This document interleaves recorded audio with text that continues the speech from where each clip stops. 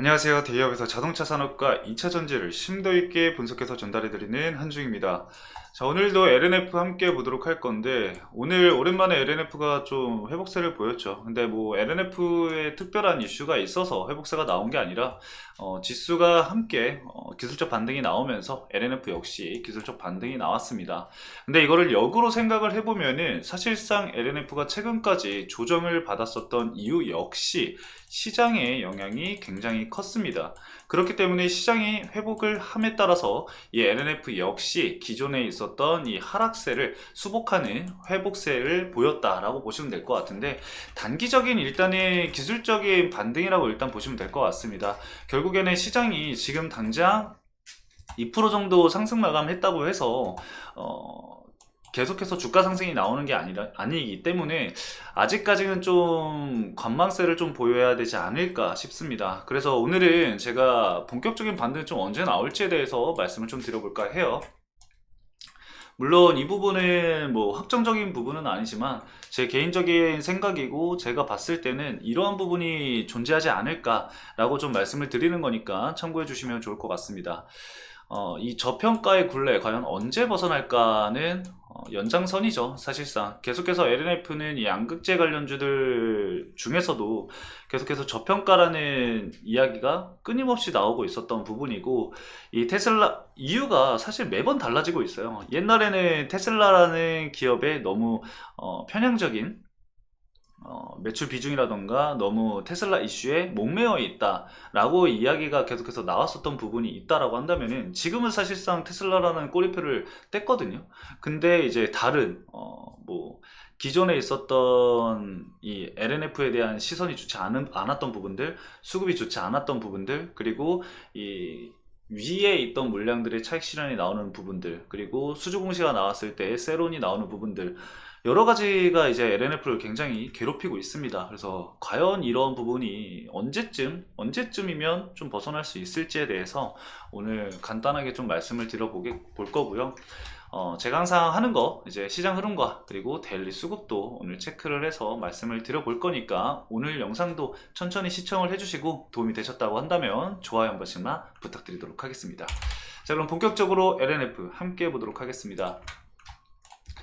자, 우선 LNF는 고질적이었던 문제들을 지금 해소를 해가고 있습니다. 그럼에도 불구하고 주가 상승이 이루어지지 못하고 있는데, 일단은 가장 원인으로 이제 보이는 것은 시장이죠. 시장 영향을 지금 얘기 안 할 수가 없습니다. 원래 보통이었으면은 뭐 시장 핑계는 뭐니 뭐 할 수 있겠지만, 지금은 사실상 진짜 시장 영향이 맞아요.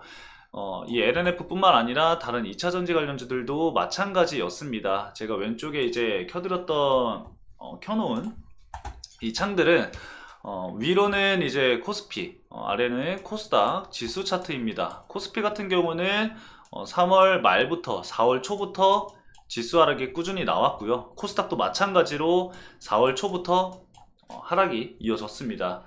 자, 그러면은 이 LNF를 지금 함께 살펴보면은 사실상 비슷한 패턴을 현재 보이고 있어요. 이제 보면은 1월 달까지만 해도 이제 주가 상승이 이루어졌다가 지수가 밀리니까 함께 또 밀리는 모습을 보이고, 그리고 주가 반등이 나올 때는 다시 한번 같이 이제 지수가 반등이 나오는 시점에서 반등이 나왔었고, 3월 달까지만 해도 이제 지수 반등이 이어지다가 다시 또 지수 조정과 함께 따라 나오는 모습. 근데 참 좀 시기가 안 좋았다라고 좀 생각을 하는 게, 이 지수가 밀리는 시점에서 수주 공시가 나왔다라는 점이 좀 안타까운 부분이죠. 사실 추가적으로 더 상승이 나올 수 있었음에도 불구하고, 제가 과거에서부터 LNF는 이런 말씀을 드리지만 정말로 운이 없는, 정말 시기를 잘 못 잡는 그런 기업이다라고 좀 말씀을 드렸었던 것 같아요. 이 그 코스피 이전 상담하는 시점도 그렇고 좀 여러 가지의 그런 일들이 있었습니다. 근데 이제 수주 공시도 하필이면은 또 이때 나오지 않았나. 아마 다른 기업이었으면은 사실 시장이 떨어지더라도 오히려 이런 이슈로 인해서 수급이 장이 좋지 않다 보니까 이슈가 있는 LNF로 수급이 몰리면서 원래 주가 상승이 더 강하게 나왔어야지 맞는데, 아무래도 이 LNF 같은 경우는 고가에 이제 물려있는 물량들이 너무나도 많았기 때문에 차익 실현과 그리고 이 출해되는 물량들의 하방 압력이 강할 수밖에 사실 없습니다. 그래서 이 물량을 소화하기 위해서는 계속해서 두드리면서 이 매물대 안에서의 주가 움직임이 나와줘야 되는데, 계속 이제 지수가 밀리고 주가가 밀리고 하다 보니까 매물대 하단으로도 또 주가가 형성이 되고 있는 상황이잖아요. 결국에는 이 주가 상승이 다시 이루어지기 위해서는 이 물량 소화를 다시 해야 된다는 거예요. 그래서 어느 정도의 시간은 좀 걸릴 거라고 생각을 합니다. 일단은 1분기 실적 발표가 나온다고 하더라도 일단 우리가 이미 1분기 실적이 좋지 않을 거라는 거는 예상은 하고 있습니다. 그래서 제가 생각했을 때의 이 LNF의 본격적인 반등은 2분기 실적 발표 이후이지 않을까 생각을 하고 있습니다. 현재 LNF가 사급 구조로 이제 계약을 했기 때문에, 최근에 이제 계약한 부분이 사급으로 이제 진행이 됐었기 때문에 이 리튬 변동성 관련해서는 크게 이제 리스크를 좀 줄인 상황이에요. 하지만 다른 이제 공급 계약이라던가 이런 거는 사급 구조로 진행이 안 되는 부분들도 있기 때문에 이런 거를 생각을 해볼 수가 있겠죠. 최근에 제가 보여드렸던 이 리튬 가격 반등을 우리가 생각을 해보면은 그거를 우리가 쉽게 좀 예상을 해볼 수가 있을 것 같아요. 자, 이렇게 리튬 가격을 보면은 2월 달에 이제 리튬 가격이 상승을 하기 시작을 했잖아요. 그러면은 사실상 1분기 실적은 이 부분이 크게 반영이 되기는 어려워요. 보통은 이제 리튬 가격 변동폭이 어떻게 적용이 되냐면은 3개월에서 4개월 정도 이제 차이가 난다고 하거든요. 정확한 반영 시기는 저도 정확하게는 알 수는 없지만 보통은 3개월에서 4개월 정도라고 얘기를 하더라고요. 그래서 그런 부분을 감안했을 때는 1분기에는 이 부분이 완벽하게 좀 적용이 되기 어렵겠지만, 지금 2분기로 넘어가게 되면은 2분기로 넘어가고 이 리튬 가격이 현상을 좀 유지를 한다라고 한다면은 그에 따른 이 레깅 효과를 볼 수가 있겠죠.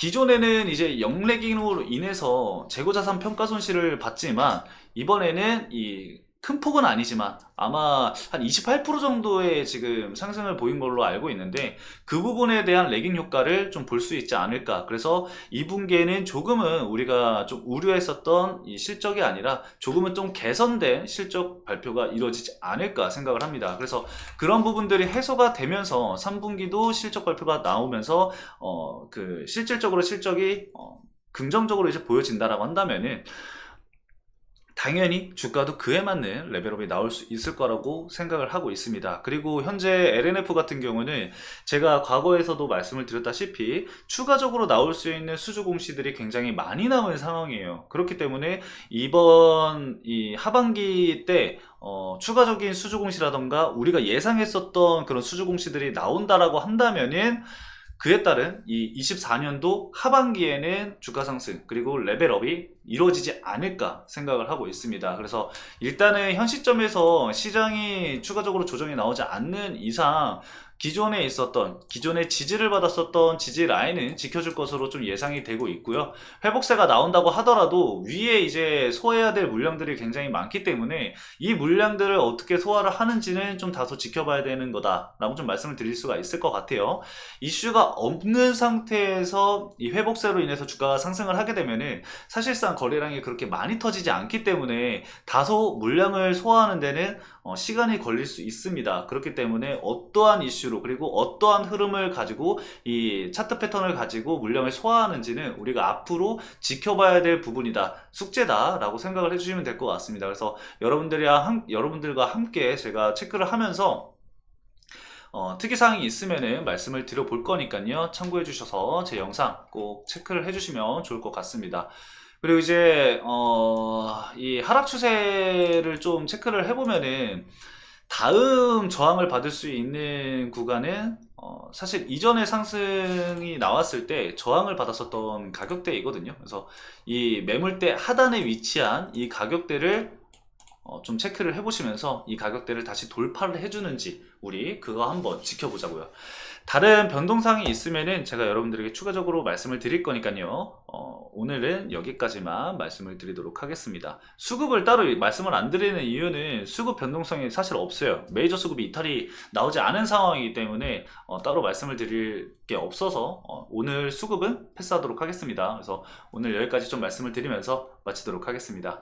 오늘도 시청해주신 여러분들 감사합니다.